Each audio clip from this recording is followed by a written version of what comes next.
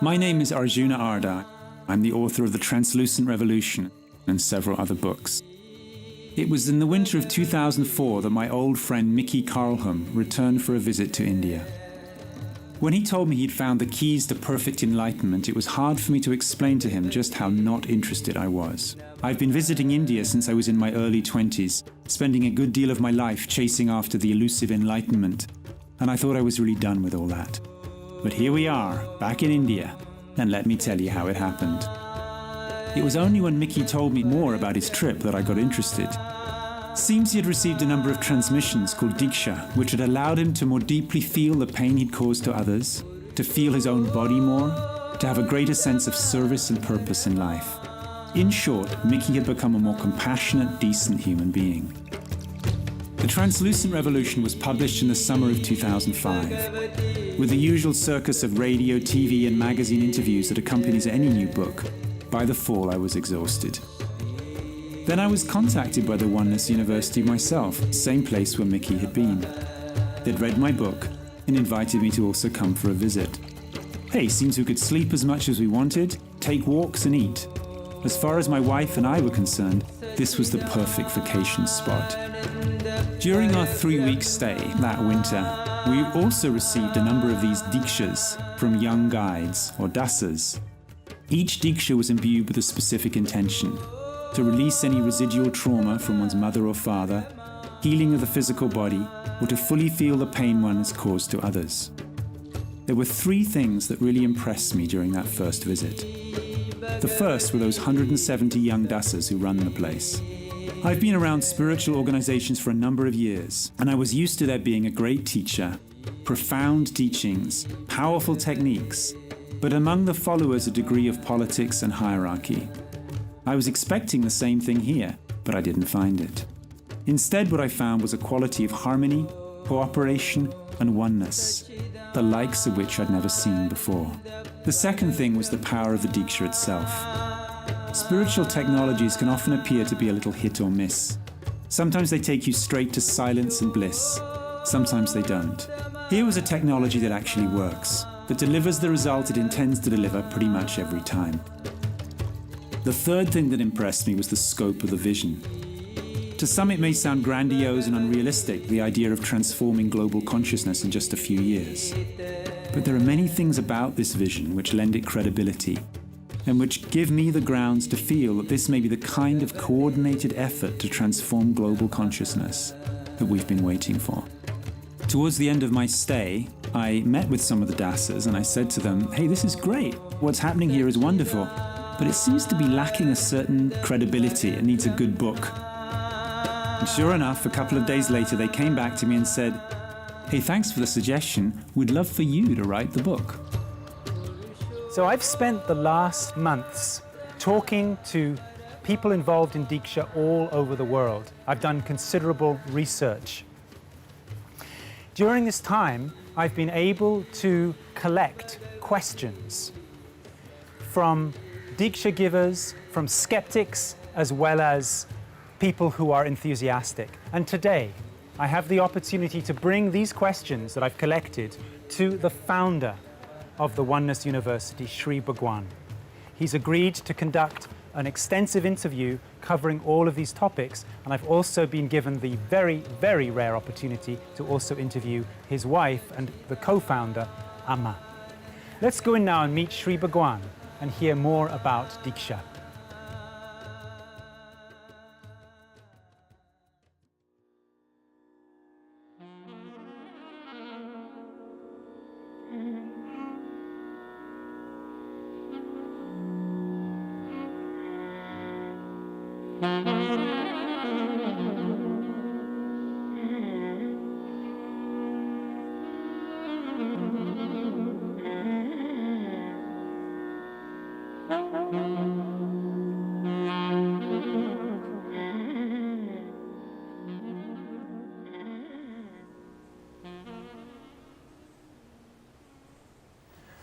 Bhagavan, I want to thank you so much for taking the time to have this interview today. I know that you've become incredibly busy, and just in the last days, you've met with celebrities from Hollywood, visitors from the Vatican, even the president of a country.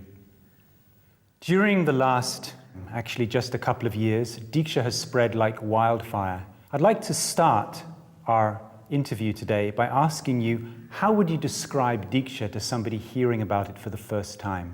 What is Diksha? Diksha is the phenomenon where the divine reaches out to man. And the person who's giving Diksha is making himself or herself available to the divine, and he becomes an instrument.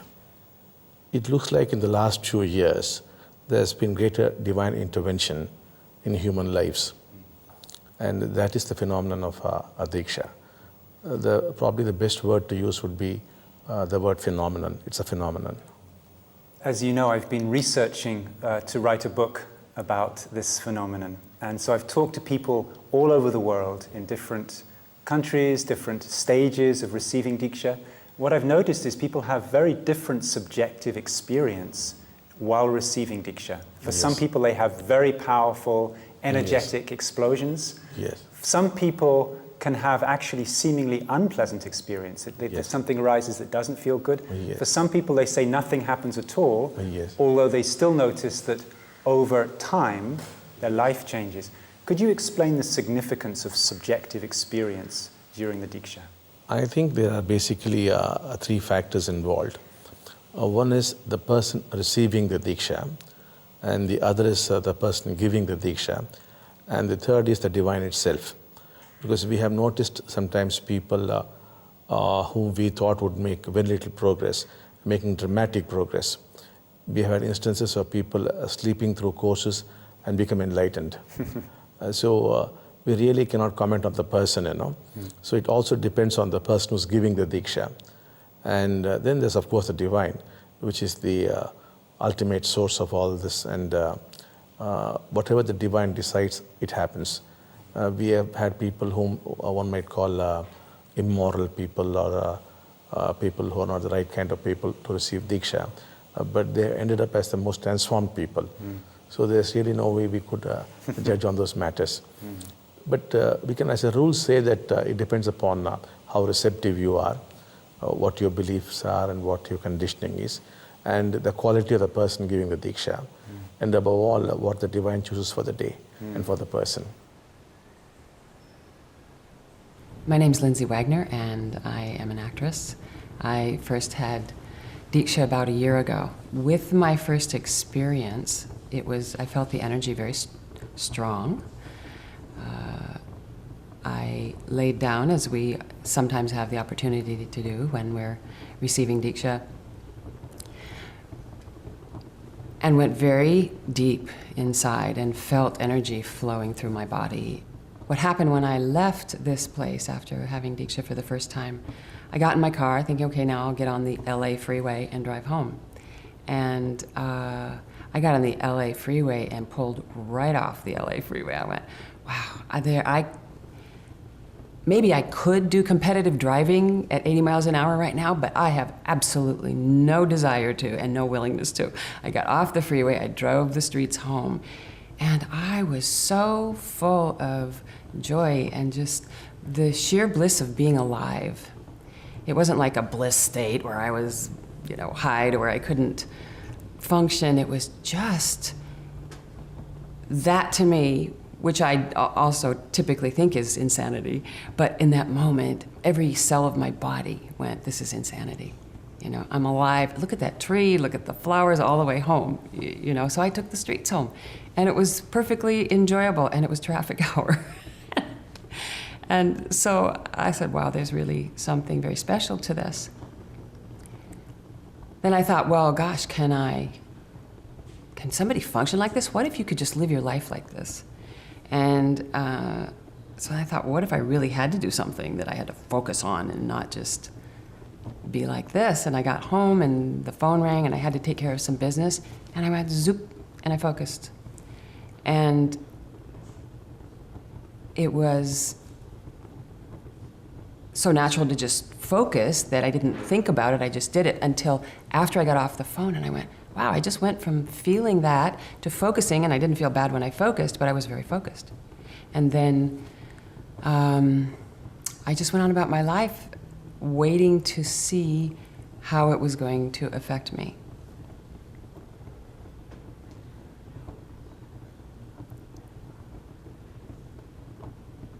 One of the things that I noticed was that I never kind of came back down to where I was initially. And that's very unfamiliar to me relative to spiritual practice, because being a meditator and other things for many years, it works well, it brings peace and all of that, but I've never felt a completely permanent shift from certain things, kind of across the board.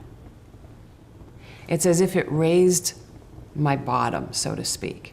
Not that I didn't have ups and downs, not that I still don't have ups and downs. Now I've been through the 21-day program, not just having a first Diksha, but my whole bottom's been raised. I never, even when I go down to a place that feels like it used to.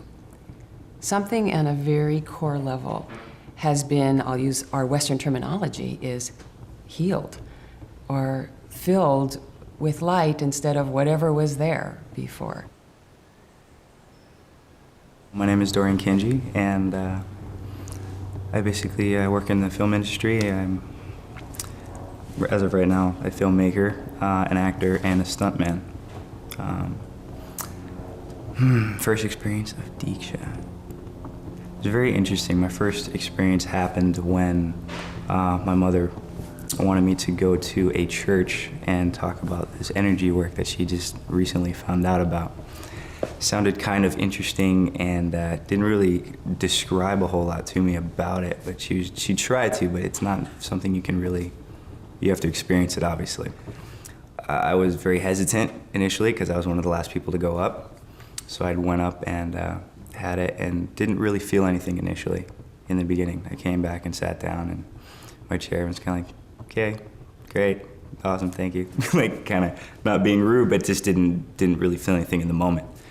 And then I went home and I went to sleep and I woke up the next morning and I felt really good for like no reason whatsoever. Like I usually have to wake up and get my coffee and kind of pull myself out of bed and just kind of that whole thing. And I just woke up and I was like,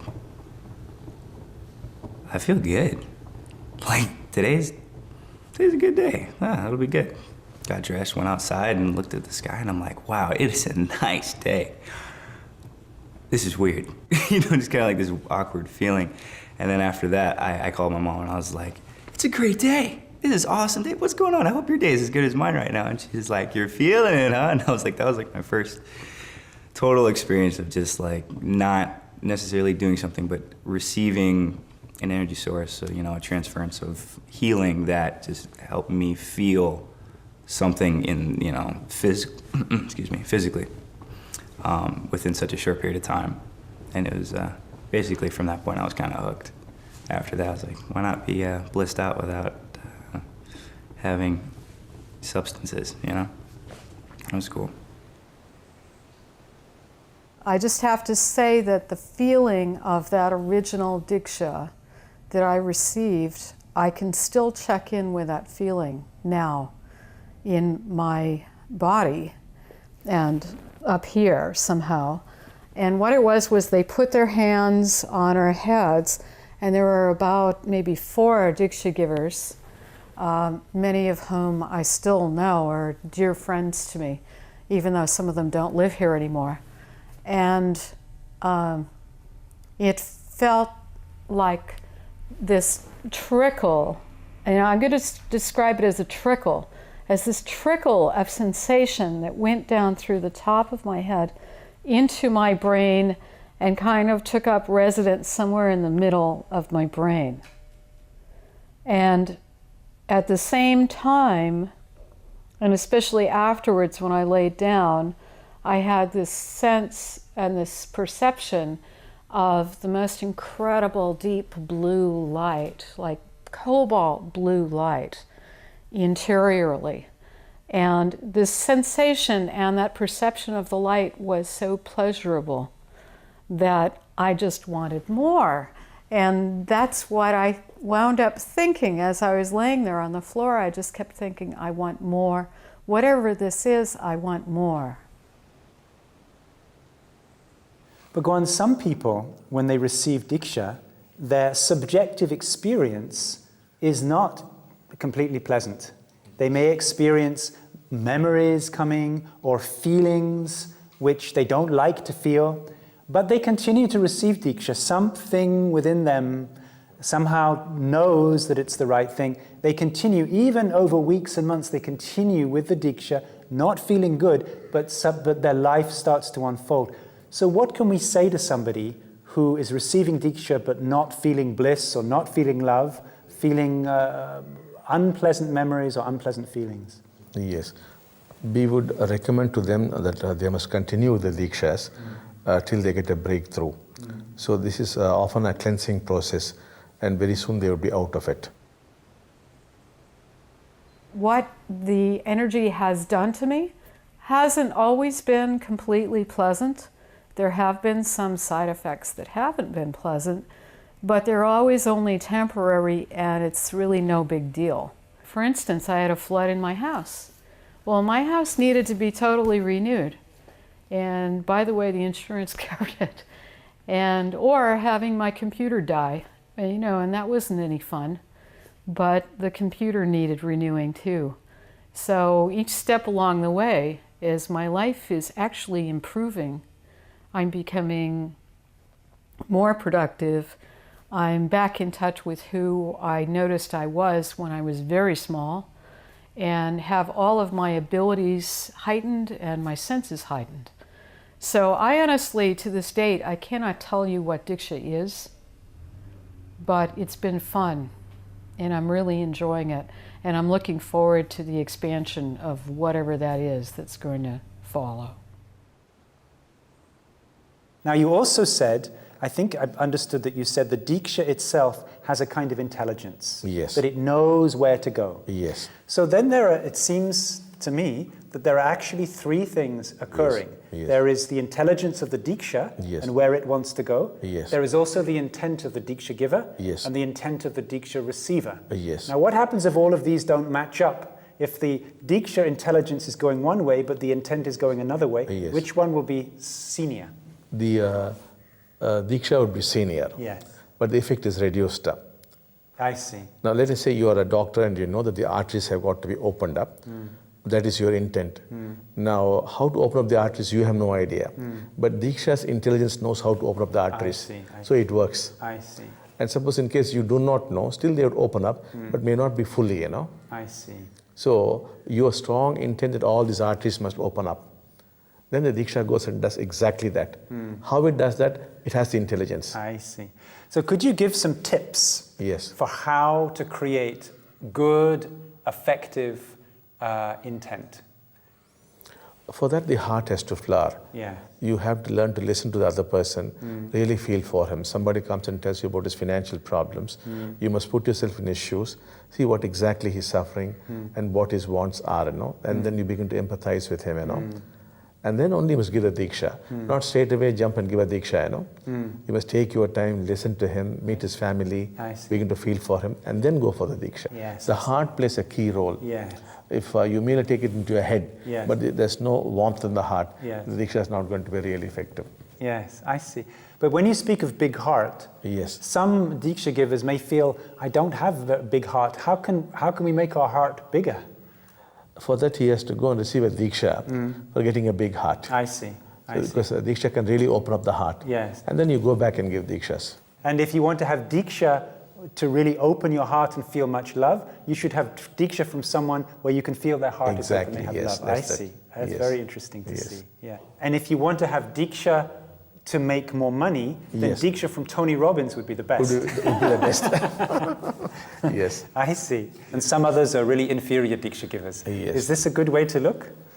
If the Diksha giver himself or herself is enlightened or on a very high state of consciousness, the Dikshas are in fact very different. And there are Diksha givers who can put you into a state of love those who could put you into a state of joy, those who could put you into a state of silence. So we have different specialist Diksha givers here, in fact.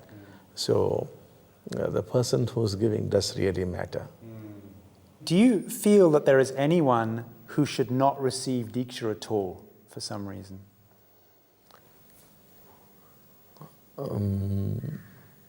Basically, we cannot judge people, you know. If you bring to us somebody and say, look, this person is the devil himself, we are certainly not going to judge him. So in that sense, we have never felt this person should not be given Diksha, that person should not be given Diksha. But we have felt that maybe this person is more qualified to receive than him, you know. That kind of thoughts we have had. But certainly we have never condemned anybody and said this person is no good, no. We just cannot think like that. It's not possible. Bhagavan, when someone is receiving Diksha, maybe for the first time or after a few times, what is the best disposition to bring to the Diksha? For example, is it, you mentioned already intention. Is it always good to bring an intention to the Diksha? Is it good to have some silence before the Diksha? Is there some way that we can help the Diksha to be effective through the right disposition? If people are open-minded and if you have fairly good relationships, especially with your parents, then Dikshas are bound to be very effective. In case you had a bad relationship with your mother or father, the Dikshas seem to stop halfway. It doesn't seem to work beyond that unless we again work on you and set right the relationship and once again repeat the Diksha. So from experience we have found the most crucial factor is one's relationship with one's parents. If that were fine, the Dikshas are really powerful.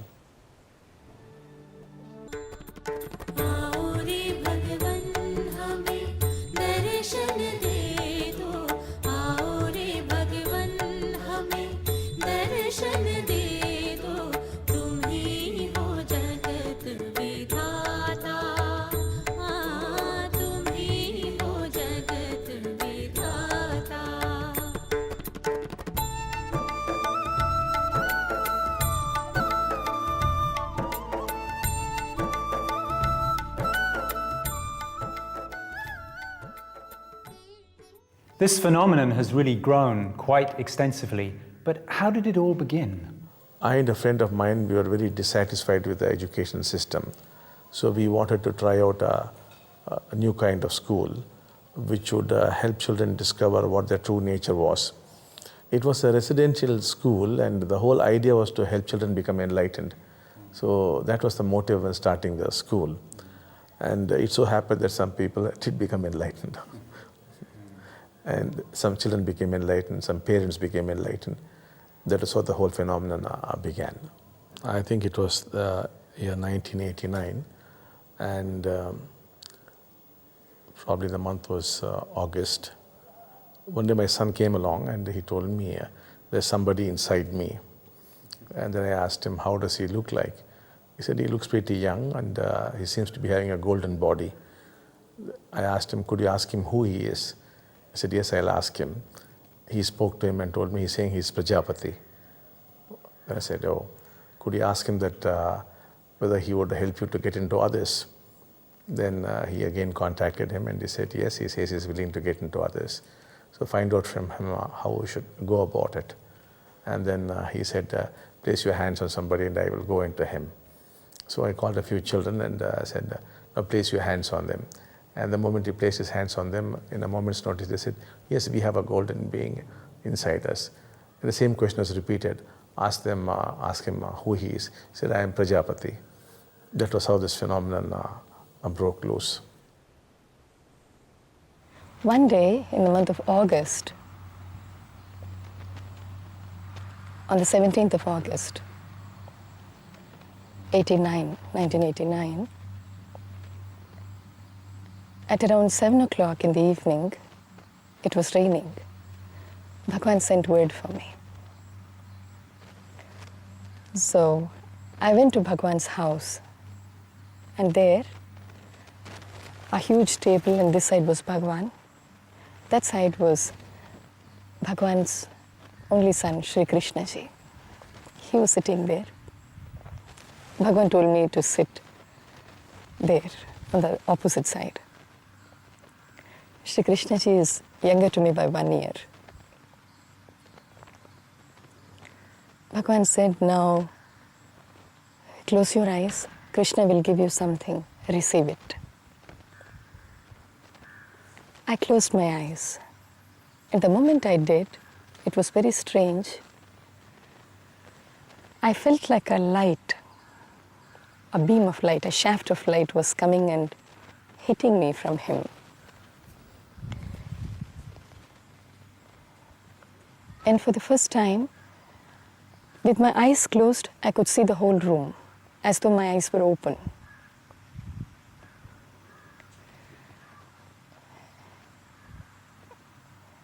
And he placed his hands on my head.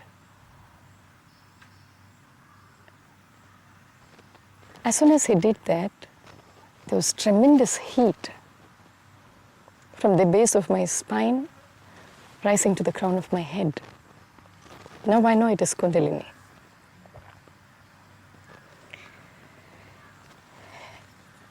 And I began to see these chakras all blossom one after the other, and the various gods. I do not have that kind of religious background where I know who these gods are or what these chakras are about. But they simply opened up in front of me.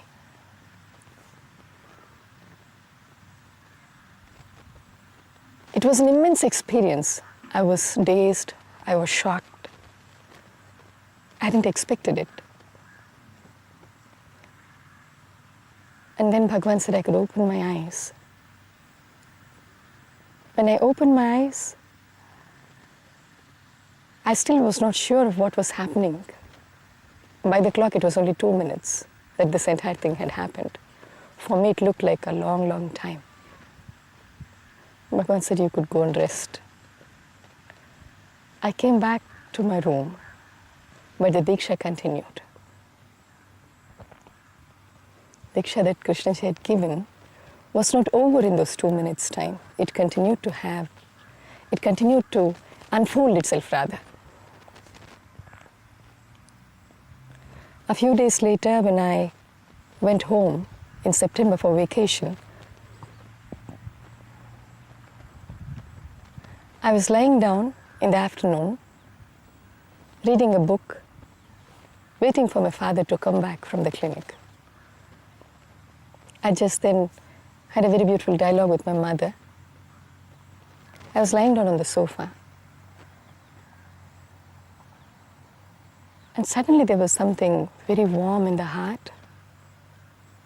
And it felt like being transparent. And there, I could see Bhagavan. You must know, we still did not call Bhagavan as Bhagavan. We used to call him Sir. So, it was very amazing to me. How is it that Sir is in my heart? And then Bhagavan began to speak from within.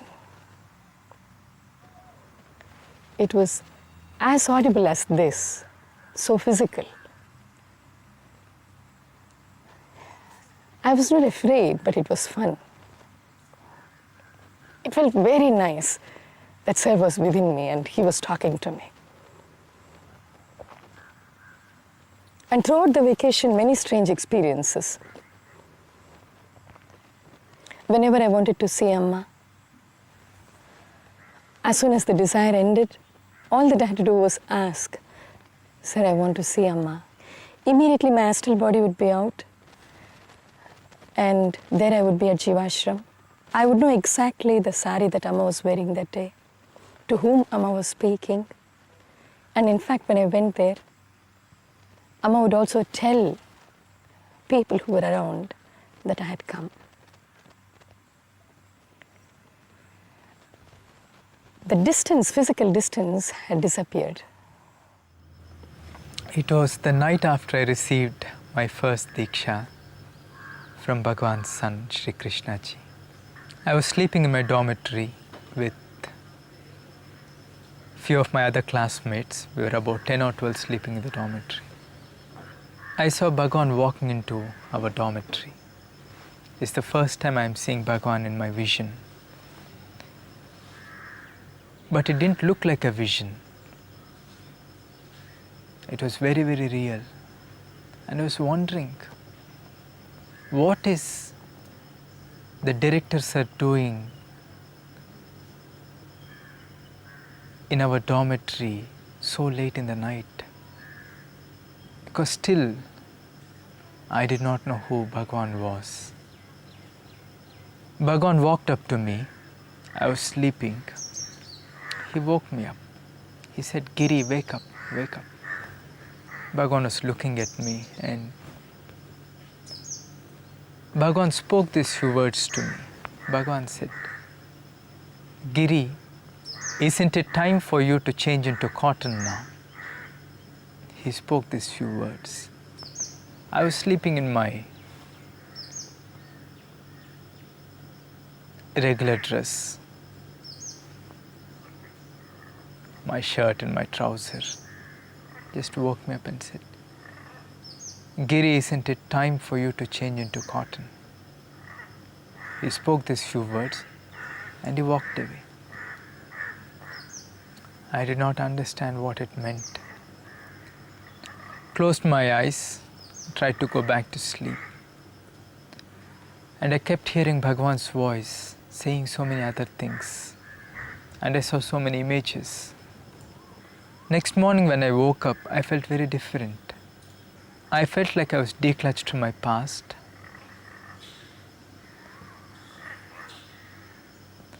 I could remember everything about my past, but somehow felt far away from it. It was a very new experience to me because I did not have any spiritual background. So I went to Bhagavan and shared with Bhagavan what happened to me that night. I told Bhagavan, "Bhagavan, last night you came to my room and this is what you spoke to me and this is how I feel now." Bhagavan did not speak anything. He just smiled and said, "You will know it, Giri." Subsequently, I had so many other experiences. So that was my first experience.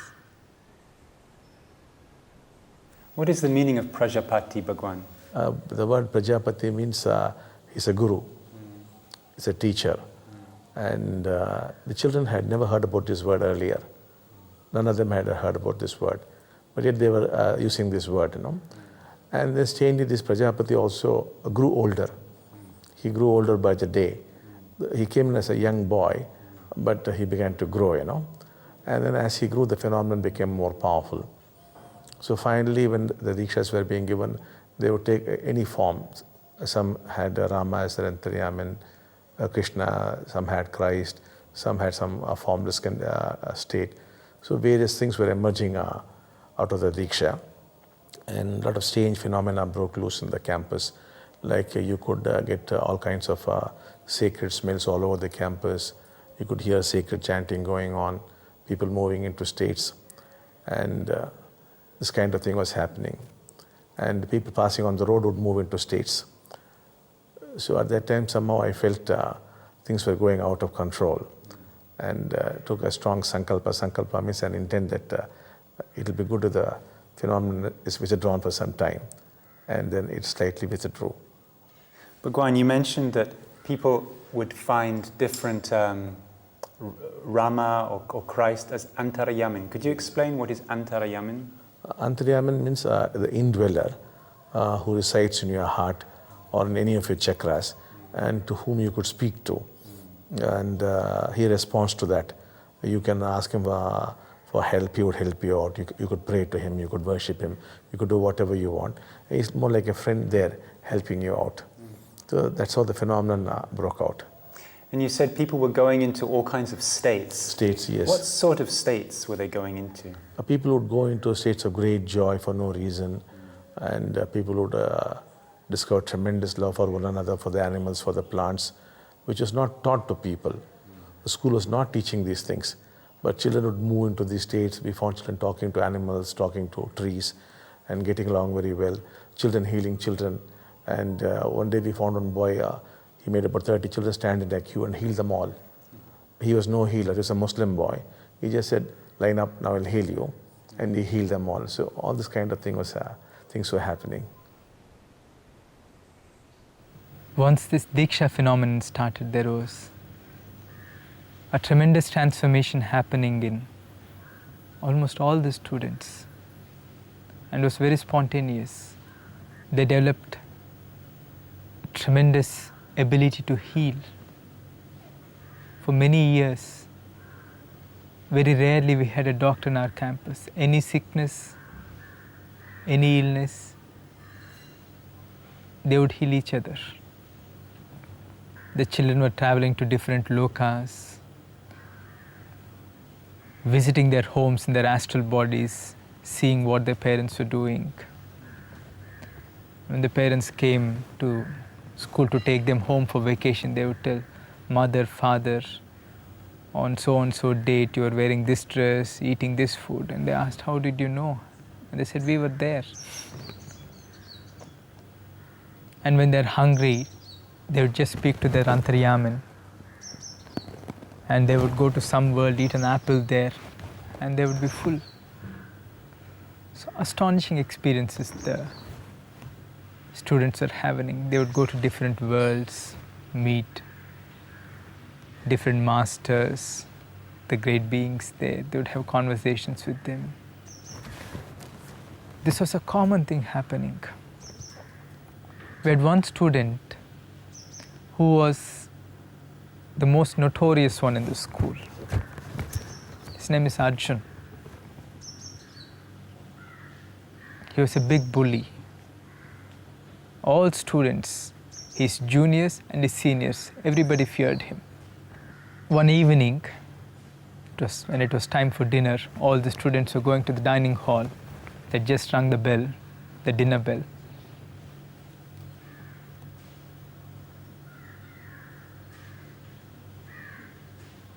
This boy was lying down in a garden. That garden was called the Buddha garden. We have the statue of Buddha in that garden, the center of the garden. I walked up to him to take him for dinner. He said he's not coming for dinner. I asked him, how come? You'll be hungry otherwise. He said, don't you see? I said, what? He said, don't you see I am taking energy from the star? He had stretched out his arm towards one of the stars in the sky. And he told me he is actually touching the star and is receiving energy from the star.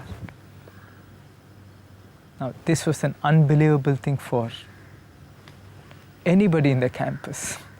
Nobody could believe that such a transformation could happen to such a notorious boy. And everything about him had changed. He had become slow. He's always lost in some mystical world. He could speak to plants, he could speak to trees. He would look at a mango tree and he would tell us, 3 days from now that mango would be ripe. And we used to ask him, how did you know that? He said, I just spoke to the tree and the fruit appeared to me, the ripe fruit, and it's going to be that fruit. Incredible things like that. We returned back to school and we were going for an early morning walk with Bhagavan, many of us students. So we went to a beautiful eucalyptus grove, crossed that, and the land was ups and downs. So we sat at one particular place. And then Bhagavan called Krishna Ji and said, close your eyes, he'll give you something. I just closed my eyes, and this time he didn't even touch. He was just sitting there, and suddenly I felt Om, the symbol Om, with its reverberation coming and entering into me. That was the second Diksha I received from Krishna Ji. And when I told Bhagavan about my experiences afterwards, that I saw Bhagavan and Amma, or that I saw Om and all these things. Bhagavan said it sometimes happens, nothing more. There was no explanation given to anything. And what Krishnaji gave me was not something unique, because there were so many students who got this gift from Krishnaji. When somebody would speak to him, they would suddenly come in contact with this higher self or the indweller or God in their heart. People would very naturally get in touch with their God, in whatever form. People would have amazing spiritual experiences, whether he held their hand or he touched them on the head or he just spoke to them. And Krishnaji was 12. He'd completed 11 years then. Very playful, very friendly, with no spiritual airs. So the phenomenon that began that day, today is called Diksha. Bhagavan, tell me a little bit about the structure of the school. What was your role in the school? Well, I was the director of the school. I was looking into the spiritual side of the school. I see. On a day-by-day basis, I used to conduct classes on meditation, on spirituality, on philosophy. So I used to take such classes. So children were exposed to a very high level of understanding of the philosophy, of science, much beyond their age. And there were occasions when I also taught mathematics and history. That also used to be done. How was the way that you taught the lessons, or the way that the school was conducted different? As well as being a school for enlightenment, I think there were many other things about the school that were unusual and revolutionary. Yes. For example, we were not giving ranks in the school. Children were not ranked. And there was no question of detaining a child in any particular standard. Everybody automatically passed. And if the child refused to study, he would not be compelled to study. And basically what we were emphasizing was relationship among children and between the children and their parents. What we are now doing in the courses was what we were doing then. But strangely, the children also did academically very well. Today, most of them are doctors, engineers. They hold very important positions in the corporate sector. They did not end up as failures in the world either. So they are not only in a very good state of consciousness, but they're also worldly very successful. So, but you were not putting any pressure on them to become No successful? academic pressure was put on the child. It was never done. And the children were not scolded, and they were never beaten. And if any teacher was found being very harsh with the child, the teacher was removed from the school. So this provides a really different model for education, because many people would say unless you discipline a child and push them through the exams, they're going to become nothing. Yes, but then we could prove that it is not really true. But then you also had to be a teacher with enormous love. Otherwise, probably it cannot be done. Merely giving a child freedom may not fully work. He needs to have a teacher around who is completely comfortable with himself. The teacher himself must be experiencing inner freedom and inner joy, and he must relate to the child in a very different way. Then it's possible, not otherwise. I went to visit the school with Anandagiri, your acharya, and he was showing me around, and he was telling me at the you announced the school before you had the money, before you had the students. So that was quite a bold step. Yes, we had the buildings. Probably a year before the school started, I expressed the intent that on this date the school would start.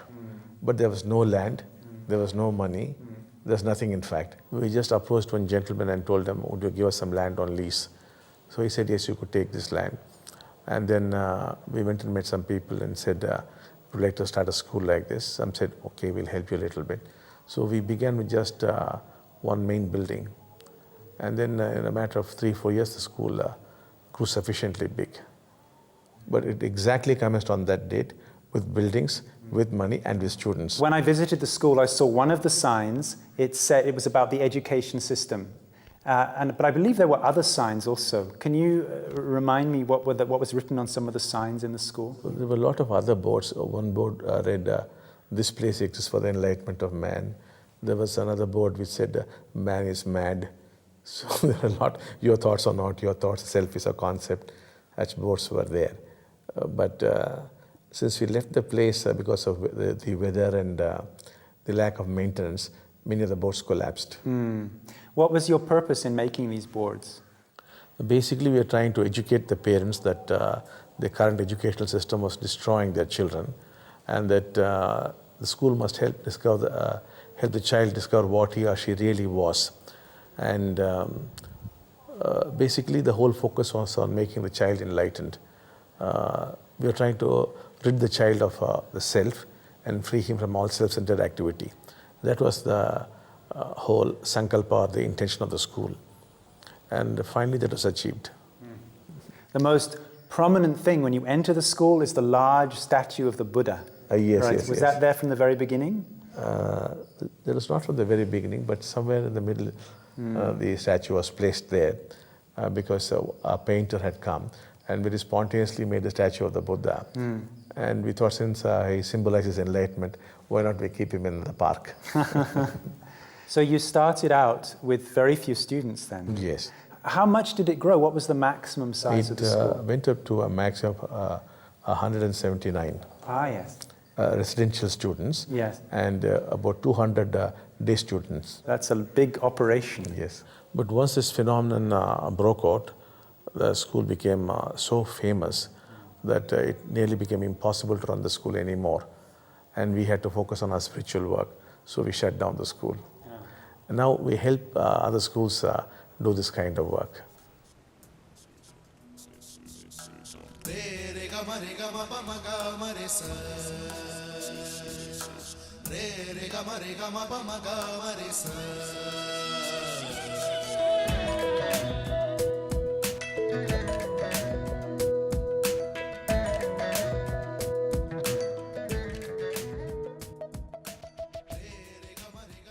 Bhagwan, you speak a great deal about setting relationship right. What does that mean? In this work, we have found that unless the heart cooperates, the brain does not seem to be getting the right kind of signals and not entering the right states of consciousness. And it has to do a lot with the physical heart itself. And we found unless the relationships are set right, the physical heart just does not cooperate. So the 21 days, for example, when we very often find a person not progressing, we take him out of the process, do what we call a samskara shuddhi on him. It is mainly setting right his relationships. And then once that has been set right, we see the heart is sending a different kind of signal and the person is able to get the states. So that was how we realized it is so important to set right relationships. Otherwise, the heart is just not cooperating. And without the heart, you can achieve very little. Samskara shuddhi, what is the meaning of that word? Samskara shuddhi is cleansing of your conditioning. Samskaras means conditioning. Shuddhi means cleansing. So we acquire a lot of conditioning over the years. And this could sometimes be a hindrance to your growth or progress. So we have a way of erasing the samskaras or the conditioning. And then you continue to make progress. Bhagwan, what effect would we expect Diksha to have on relationship? If someone is having trouble in relationship and they are receiving Diksha in Europe or America in some country, and they receive Diksha, how could we expect their relationships to change as a result? The Diksha can be given, and strangely, the person discovers love and relationship, and the sense of separateness is gone. There's a freedom from the past, and he doesn't get hurt any longer, and he begins to enjoy the relationship. It can happen sometimes in marriages or close relationships that people really get into a tangle where they feel hurt, they feel angry, and they have a lot of conflict. If somebody, whether it's somebody just coming newly to Diksha, or this can even happen for people who've been giving Diksha, that this happens still, what advice would you give? What would be like emergency first aid? What's to set these things right when it's really in conflict? What's the best way to proceed? The emergency first aid I would give is teach them the art of listening to see what's happening inside them, and start this process and then receive the Diksha. Then Diksha takes you to the very end of the story that is being revealed to you all the time. And once you have listened to the story, the relationship is automatically set right. Because very often you're not listening to the story which is playing with your relationship. And if you give it a hearing to the very end, then the story stops and the relationship naturally falls into order. What do you mean by listening to the story? Do you mean listening to the thoughts that are running inside us, or listening to the other person? It's not exactly thoughts, but we carry a lot of stories within us. And these stories manipulate and control relationship. And all that they need is they have to be listened to. Strangely, once they have been listened to, they lose all charge. They no more interfere with you. But people hardly listen to that. The Diksha helps you in listening to the story. And once it has expressed itself, the hold is gone. And without that hold, the relationship very naturally falls into order. The person looks very different. I have had examples of people come and complain to me saying, we want to divorce our wives. And now I have asked them, then why did you marry her in the first instance? And they said, no, we married for money. Because in India, you get a lot of money in the form of what they call dowry, you know. So then I said, but then you can't give her up right now because you've taken the money. Yes, but then I really don't like her. I don't like her face, I don't like her complexion, I don't like her teeth. Now, once they've listened to the story and they've undergone the process, the same person falls in love with her. And the relationship is set right. This happens almost every day. As well as Diksha, there are many other things that we know in the West to work with relationship. Things like learning skills of listening, learning skills of speaking in a more responsible way. And actually there's a lot of different courses and books about how to improve relationship through behaving differently. Do you think that that is also helpful, or is Diksha going to be enough? Well, we could develop these skills and they would be very helpful. But the Diksha acts in a very special way. What the Diksha does is, instead of trying to help you to understand the other, it helps you to experience the other. The moment you start experiencing the other, it does not matter who the other is. Because anything when experienced is nothing but joy. So a quarrel could actually become a source of joy. Anger could become a source of joy. So the entire thing gets converted. Now, through no technique is this possible. Diksha alone is capable of doing that. And the other thing is the Diksha can often swing between bird's eye view and a worm's eye view. It's like using the Google to see the planet and then zooming down. No? So these views keep alternating. You see that the world is in conflict. There's so much suffering and pain. As a third party, as a witness, and suddenly you zoom down to your own relationship with your wife. Then again you go back to the global point of view. When this repeats 3 or 4 times, you become completely detached and you begin to enjoy that same relationship without bringing about any change in that relationship.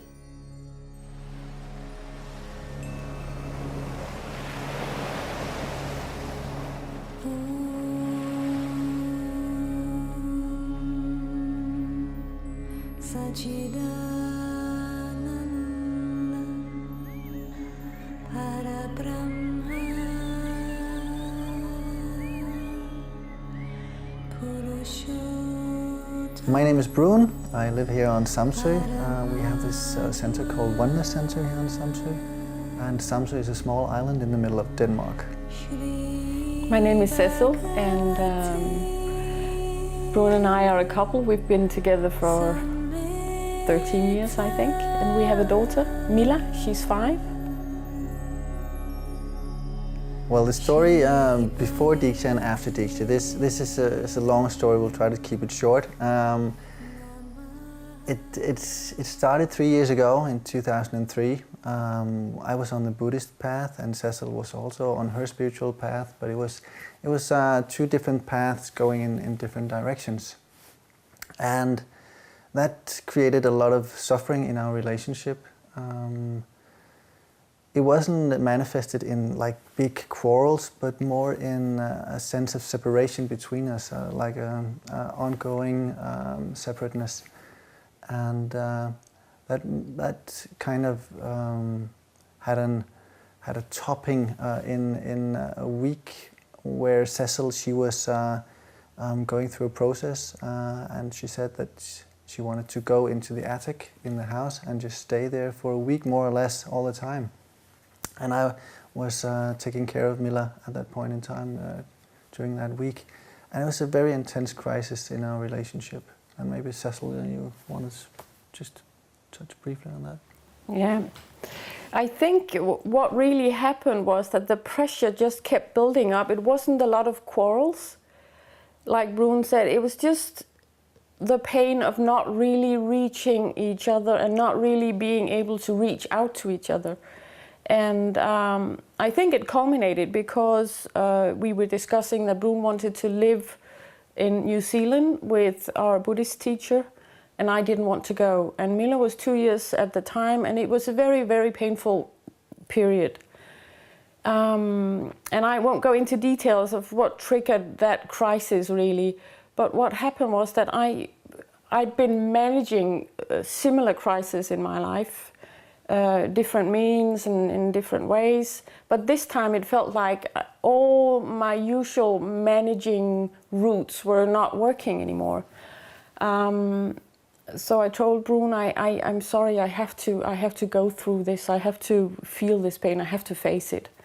And so I went into this small room in the attic, and it's really the maid's room.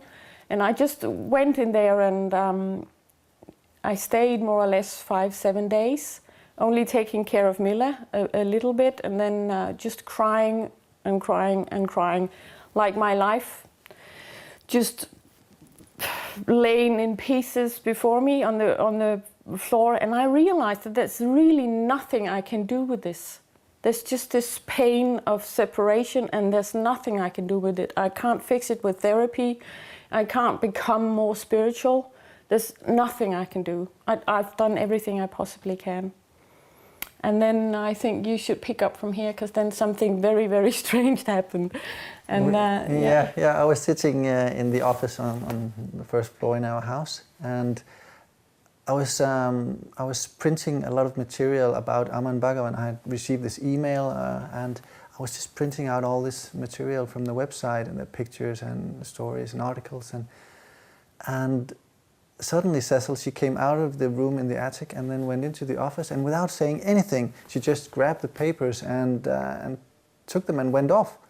And I was just like, she had never ever taken anything that I had printed before, especially not spiritual stuff. No, especially not spiritual stuff.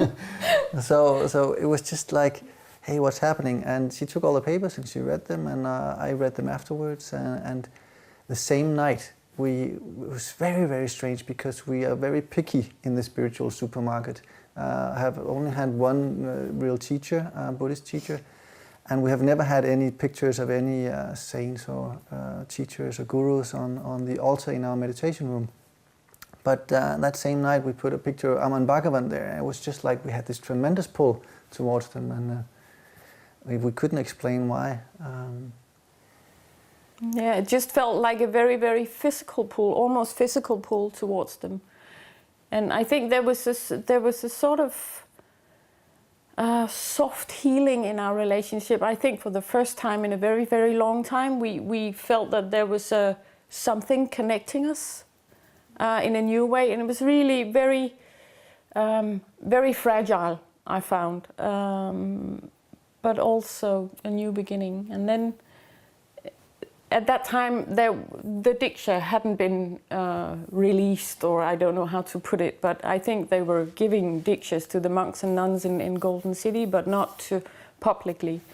So we attended what they called Mukti courses, Mukti 1, 2, and 3. And they were kind of short courses, the first two.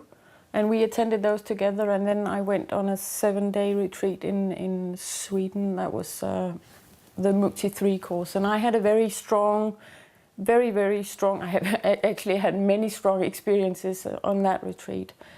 And then immediately after that, or a month after that, Brun went to India. You can tell about that. Yeah, and that was a very, very powerful experience, culminating in after first a 3-day process and then a 5-day process, culminating in a breakthrough where I received the state, the enlightened state. I was just like, whoa, what's happening? I had been in that state for brief moments before in my life, and I had searched for that state ever since, just feeling a sense of meaninglessness in my life if I was not in my natural state. And in that moment, in that morning where I broke through, it was just fantastic. And I felt a healing going not only through my own body, but also a healing through the relationships in my family, and especially with Cecil. Talking with her, she was like with me during the process, even though I was physically down there alone. She was very much with me down there, and there was so much healing going on in that process. I felt this declutchment of the mind stayed with me more or less when I got back, and it was very important in our relationship because I'd been taking everything very, very personally. And also identifying very, very much with the patterns going on between us. And in that sort of spaciousness with the mind not commenting all the time, it was much more fun to relate, much more space to relate, and much more creative space, really.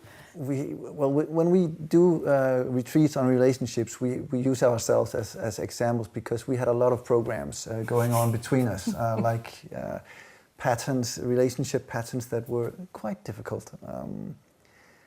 For example, I've had this pattern going on my whole life about anger, that I resist anger. I remember it was initiated when I was 4 years old, and my father, he was repairing my bike, and he got very angry with the bike, and I got very scared from his anger, and I took a decision at that point in time saying, it is wrong to be angry. And that has affected my whole life, really. I've resisted anger in myself, and I resisted anger in other people. And of course, that is what life throws at you. So I've had a brother who was very, very, hot-tempered.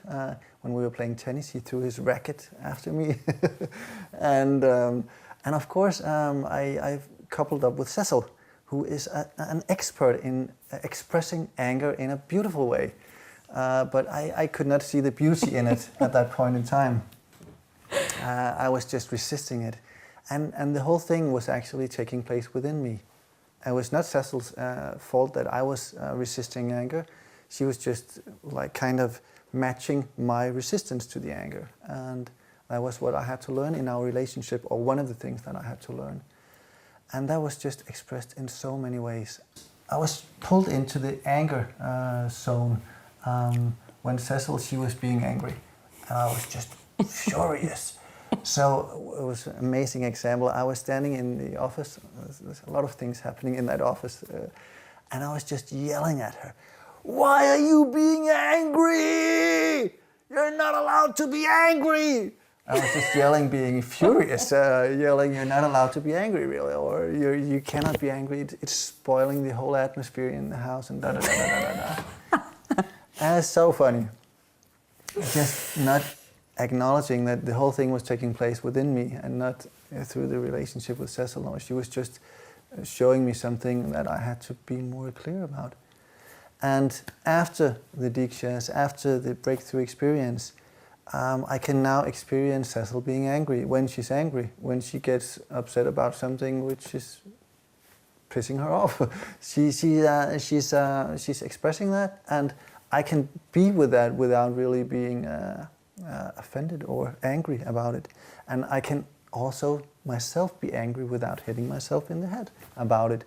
The thing is that after the enlightenment experience, the frequency of being angry has gone down to 1/10, I think, maybe 1/20. It's very rare that these feelings, they occur, but when they occur, they're allowed to be expressed freely. And that is the freedom in it, really. To be with what is, even though it's negative feelings, irritation, frustration, anger, you can be with what is. Now I find it's just such a beautiful thing, because I think when you're okay within yourself, then you're completely okay with the other as well. And it's just such a beautiful, we complement each other in a very beautiful way, and it's so much fun. One of the big problems that people face in relationship is anger. Anger builds up. Even when you love somebody, even with your husband, your wife, your boyfriend, girlfriend, Yes. you love them in your heart, but Yes, you start to feel very angry, they feel angry, and then it either turns into a kind of bitterness where we turn away because we don't want to, to express the anger, or we become really angry. And either one doesn't seem good. To cut off doesn't seem good. To throw the anger doesn't seem good. How can people be with their anger? What happens in this Diksha process is you still get angry, you know, but I really do not know how to convey that. This is an anger which has no anger. There is an understanding where there is no understanding.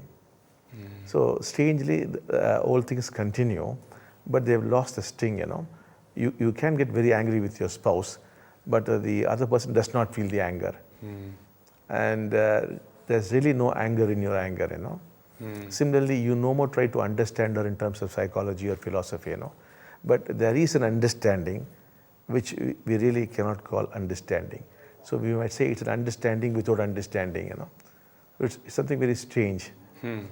So all things are normal, but somehow the core is missing. And relationship becomes very beautiful when there's anger. The couples actually enjoy that anger, you know. Very often the wife admires the husband's anger, the husband the wife's anger. That's how it happens. Not that they're free of anger. Anger still continues, but it has become very enjoyable. But somehow we have found it more easy to communicate with the Indian people, no? We have had some difficulty with the Western people in exactly communicating what's happening. But of late we find they're also getting a hang of it. I've talked to many people in Europe and America who've reported exactly this, that the surface appearance of the relationship looks the same. They still appear to have fights, but they say the sting is taken out. It's almost like it's watching an enjoyable movie instead of something very serious. Because we are not trying to change the behavior, no? Suppose you have a nagging wife, we say, let her continue to nag you. There's no problem with it. That, in fact, is the beauty about her.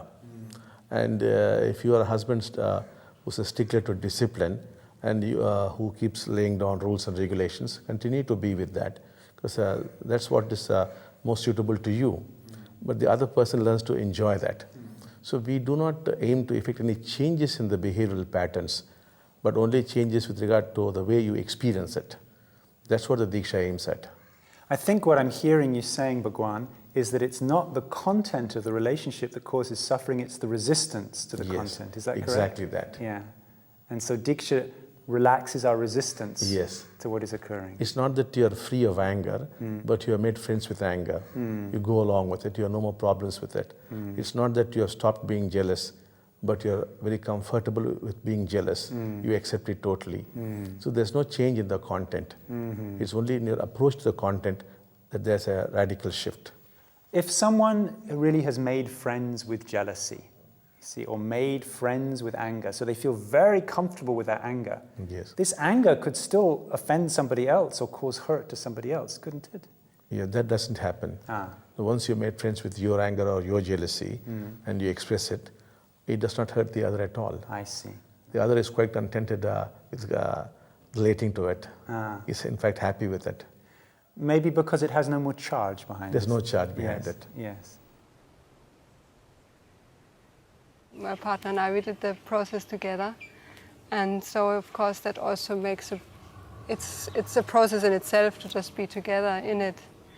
And in one particular Diksha I had this, I was actually through intense action by doing something I didn't feel he should do, I didn't want him to do, where I got really triggered and basically totally angry.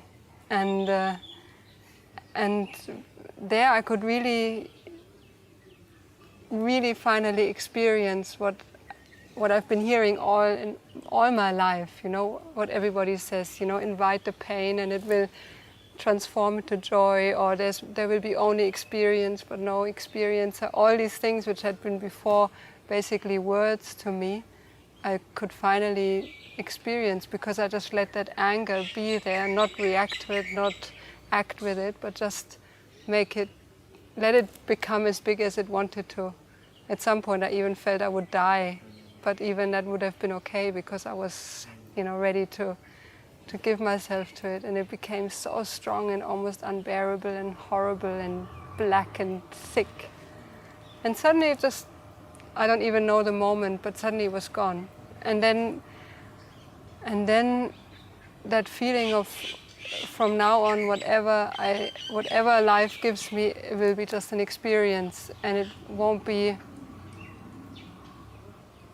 it just will be a bliss to experience something. If it's painful or uncomfortable or beautiful, it will just be a joy of experiencing. And even later I felt, you know, like I'm quite shy or shameful, you know, that I do certain things because I hold back in certain things because I'm afraid of being, you know, over the top or being, you know, I don't know, that I shouldn't do these things.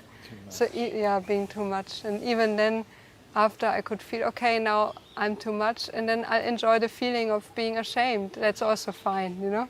So even then I could suddenly be much more free, and so that was a huge, huge, huge revelation for me. Very, very grateful for that. Well, let's speak about that a little bit, about emotions like jealousy, Yes. Anger, Yes. or grief. Yes.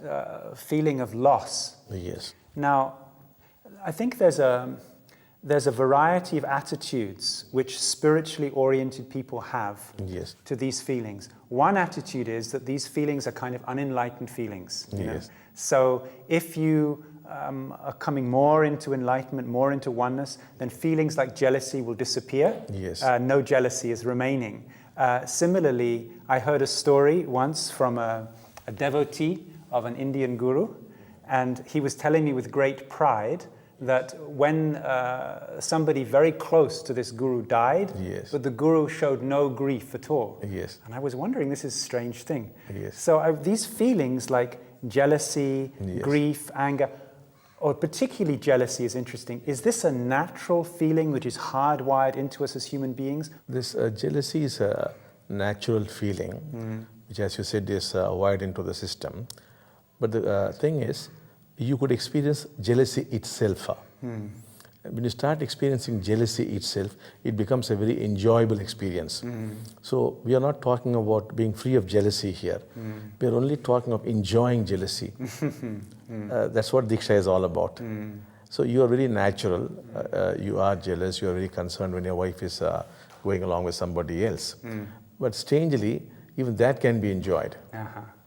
And the Diksha takes you to such a level, what I call the bird's eye view. When you take the worm's eye view, jealousy causes pain. But when you take the bird's eye view, the same jealousy gives you joy. So much so that it as though jealousy has disappeared. That's what happens. I'm just thinking, for someone hearing this for the first time, it might sound kind of confusing. How is it possible to enjoy jealousy? How is it possible to enjoy feelings like grief? What actually happens is, like you could have in your drawing room $1 million painting of a woman in grief. Now you enjoy that painting because you are not that woman in grief, and it costs $1 million to buy that painting, and you hang it in your living room. Something similar is happening here. When I talk of bird's eye view, you are moving out of the situation and looking at it as though you're a third person. When that happens, your own jealousy, your own grief is like the painting, you know, which you start admiring. And this is what we call witnessing, you know, and or the bird's eye view. In this stage, anything that happens just gives you joy. There's no place for suffering there.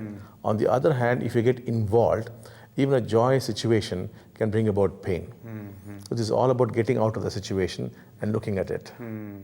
When you speak, you remind me of a very great film that was made in America a few years ago called American Beauty, and it won the Oscar. I see. And this film, it was actually all about different kinds of suffering, frustration, boredom, but when people would leave the movie theater, they would feel full of the divine for a reason they couldn't explain. Yes. And this film was very much giving this bird's eye view, seeing that all this is happening, but somehow it's happening in a bigger context. I think that's what you're speaking, isn't it? Yes, exactly that.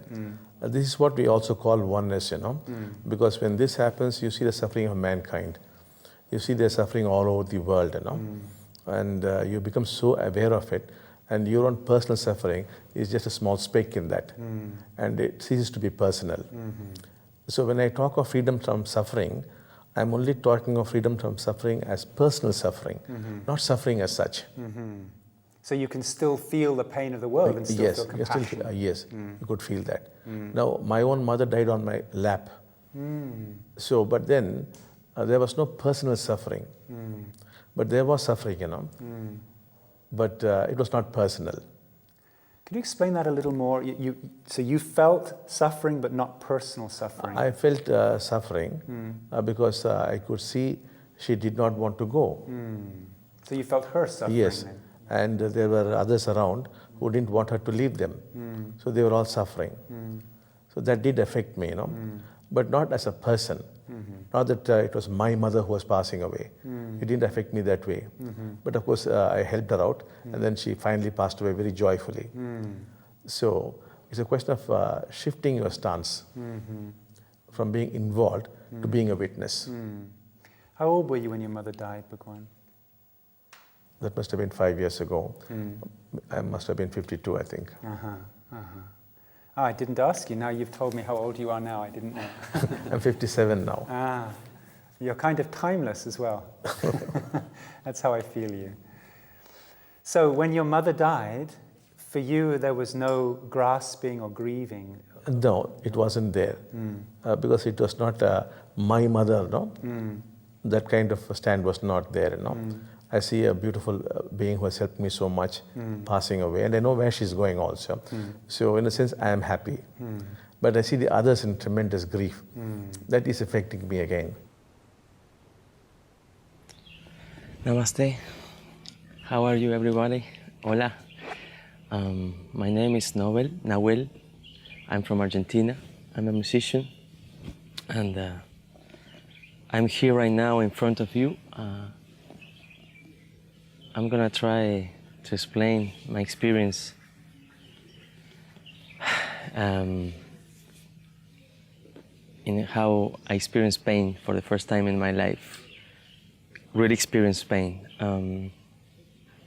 It's very hard to explain something like that. You have to experience it, definitely. Bhagavan always told us that, life has to be experienced and not explained. And definitely, I agree with that. First of all, well, I would like to say to you that my pain, the pain that was there was the pain of losing my mother 4 years ago. She died on a heart disease in September 2001. And the pain was there, but how I realized in the experience was not a psychological pain, was a physical pain. Then I realized that when your mother is gone, when the body of your mother is no more, you experience this because it's like a part of your body is missing. It's like losing an arm or losing a leg. So I remember that night I was with my sister in the room, and we prepared to see the video. We start the process, the 21-day process. At the moment the video starts, I start to feel like a stillness in my body, and the body start to weep. I'm gonna use this word, the body, because I was not weeping, the body was weeping, shaking. And so after seeing the video, I was completely in that state, and I went to the other room, and then it happens. I mean, I asked for Sri Amma Bhagavan, let me experience this pain completely, and then this pain completely suppressed by me all these years emerged. This tiger was finally there. I was face to face with the tiger, and the tiger ate me. I jumped into the tiger's mouth, and was amazing. Was very liberating. My body was, for 45 or 50 minutes, I was looking the body weeping and convulsing and shaking.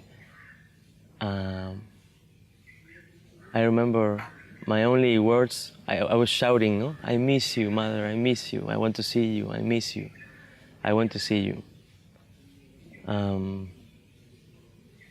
At the same time, joy came and peace came, and I saw my mother putting her hand in my head, no, like, relax, son, I'm here, you know. But that was not enough. I want to see you, I want to see you. I miss you, no? So I was in the bathroom, I put my head in front of the mirror was there. I look at the mirror, and then in the mirror I saw my mother's face. Very clear, no? The same expression that she always looked at me with a look that only a mother can look a son, no? That expression only a mother can have. And she looked at me in the mirror, and I smiled, she smiled, and I could hear the words in my head. She said to me, you can see me every time you see yourself in the mirror. You are part of my body. And I started to cry again, but this time the crying was full of happiness, because it felt so real, no? She's living. She's living more now than ever. And that was experience, no? I experienced this pain completely. And I mean, it's true. It's true what Bhagavan says, no? If you experience the pain completely, the suffering completely, there's, you know, you can remember, as now I'm remembering, I'm sharing with you, but it's no more charge, it's no more, the negative energy is no more there bothering you. And it's amazing. It's like not carrying any more, no, this weight, no? A lot of you, maybe you lose your mother or your father or a grandfather or something very close to you. Be sure that they are happy. They are happy, and be sure that they know about you. They can see you. They can hear you. They can share with you all that you are living. And that's amazing. Bye. Now, you emphasize here in the 21-day process, particularly the relationship with mother and father. Yes. I know many people, I could perhaps even say most of the people who I know where I grew up have not good relationship with the mother or the father. It's actually a rare thing in my culture to have really good relationship with either of your parents. So why is this so important? Could you explain?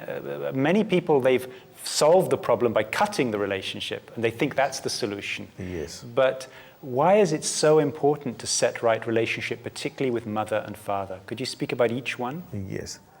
It's as though that that is the foundation for all relationships. Now, let's say you had a bad relationship with your father. It's likely to affect your relationship with your boss, or sometimes with your co-workers, or even with your spouse. So it's as though it is the basic relationship which affects all other relationships. So that is why we have found that once we have set this right, every other relationship seems to fall into order. So you come and complain to me about a problem with your boss or your spouse or some other friend of yours. I avoid all those things, but I go straight to the father and the mother, and this naturally becomes all right. So you just work on these two, and everything is over. Does the relationship with the mother affect us in one way and with the father affect us in another way? Yes. In effect, what we have found is, if the relationship with the father is not so good, it generally manifests as financial problems and great difficulties with the material world. And with the mother, you seem to encounter needless problems, things get delayed, and relationships break down. So it manifests very differently. That's why we focus both on the mother and the father. So for really good success on Wall Street, people should attend to their relationship with father. Okay. When Indian businessmen come to us and say, our businesses are not doing well, we basically look at the father's relationship for the financials to turn around. And if the business is not progressing well, we look at the relationship with the mother. And 3 or 4 months later, the picture has changed. So we have probably thousands of examples to show it's really working, even for big companies. Yeah. But what about if your mother or father is already dead? Then what can you do? It doesn't matter at all. You still start relating to the dead parent. So it's not important the person should be alive or dead. You just get those memories back and you work on that. So you can clear the relationship within yourself, within actually. yourself, yes. I see. But in India, of course, we do make them meet their dead parents also. It's more like meeting them physically. But we have not done that with the Westerners so far. But with Indians, we have done that. Because in India, they believe in past lives and rebirth, and that you have other lokas where you can meet them, you know. So they're very comfortable with meeting their dead parents. We have no clear idea how a Westerner would feel talking to his dead parents. Another topic we'll talk about later is the ultimate possibility of this, because many people now in Europe or America, they experience benefit in their lives, but I know that Diksha is also pointing towards an ultimate flowering. Yes. Could we say just briefly now, give a little taste of this topic, and then we'll return to it at a later talk? So we believe that ultimately the Diksha would lead to what we call oneness. That is, you would lose the sense of separation, and that people would feel like as though they all belong to the same family. So we believe the world would become one global family. We see that as the ultimate happening.